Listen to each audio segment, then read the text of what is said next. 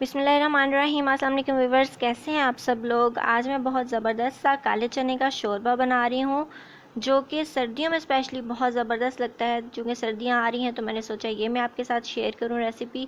तो ये देखिए, मैंने इसके लिए 250 ग्राम लिए थे चने। उसको अच्छी तरह से धो के ओवरनाइट के लिए डिप कर दिया था पानी में।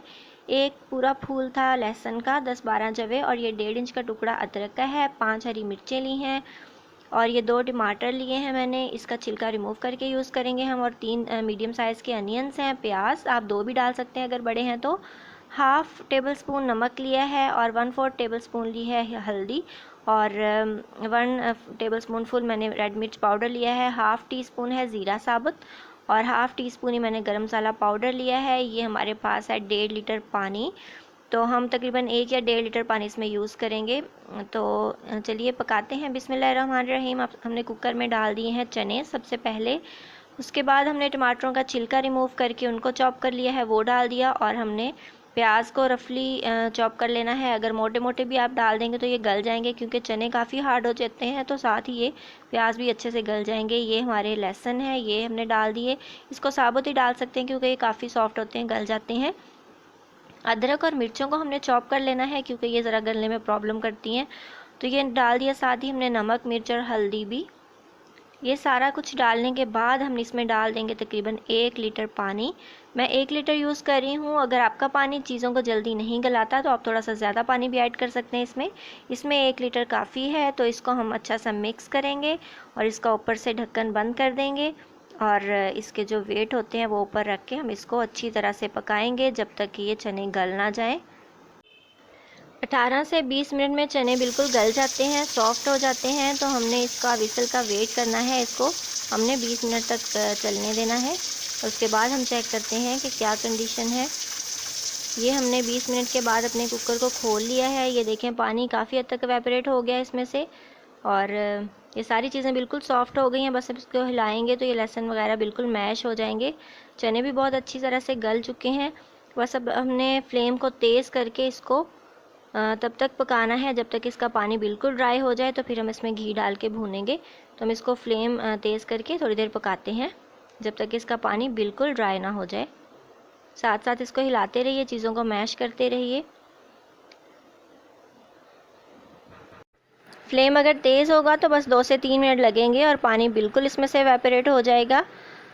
और ये देखिए, ये 2-3 मिनट के बाद इसकी ये कंडीशन हो गई है। पानी ऑलमोस्ट ड्राई हो चुका है, बस थोड़ा सा नज़र आ रहा है। और जो लहसुन थे वो भी मैश हो रहे हैं, थोड़े से बस नज़र आ रहे हैं हमें। तो ये हिलाते हिलाते ही ये देखें, बस ये 2 से 3 मिनट में हो जाता है। पानी सारा ड्राई, और क्योंकि हमने पानी बहुत ज़्यादा एक्स्ट्रा डाला ही नहीं था। अब मैंने डाल दिया है इसमें तकरीबन 1 कप घी का। आप चाहें तो ऑयल यूज़ कर सकते हैं अगर आप ऑयल यूज़ करते हैं तो।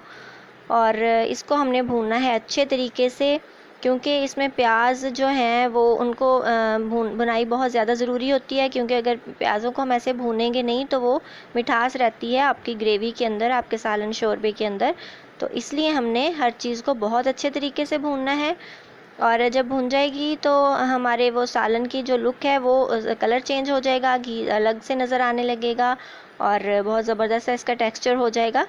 तो तकरीबन हमें 4-5 मिनट तक इसको भूनना है, साथ साथ हिलाते रहें। और ये देखिए, ऑयल सेपरेट होना स्टार्ट हो गया है। हमने इसको भूनना बहुत अच्छे तरीके से है।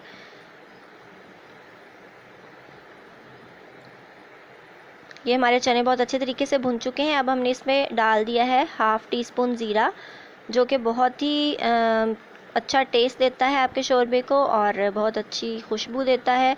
तो ये बिल्कुल देखें, इसमें से मॉइस्चर बिल्कुल ड्राई हो चुका है और ये घी ऊपर आना स्टार्ट हो गया है। अब हम इसमें डाल देंगे पानी आप अपनी मर्ज़ी के अकॉर्डिंग कम ज़्यादा कर सकते हैं। अगर आप ग्रेवी टाइप इसको बनाना चाहते हैं तो आप पानी कम डालेंगे ऑब्वियसली। और मैंने डाल दिया तकरीबन इसमें 3 गिलास पानी। तो ये हमने अच्छा सा शोरबा बनाना है इसका।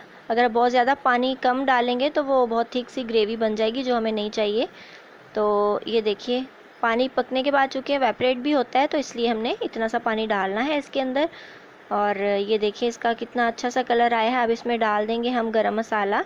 इसको तकरीबन हमने 10 से 12 मिनट पकाया है।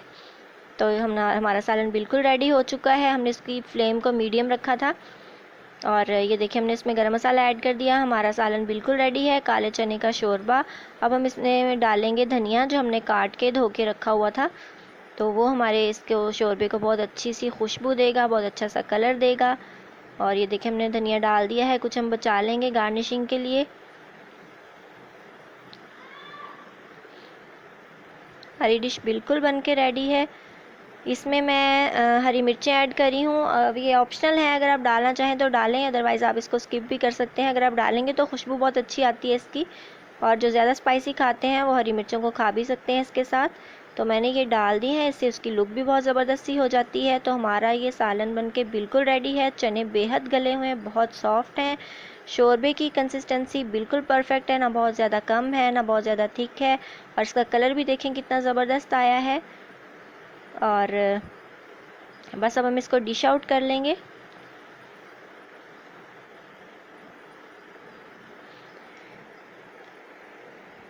आप चाहें तो इसको आप पराठे के साथ इंजॉय करें, रोटी के साथ इंजॉय करें, चावलों के साथ खाएं।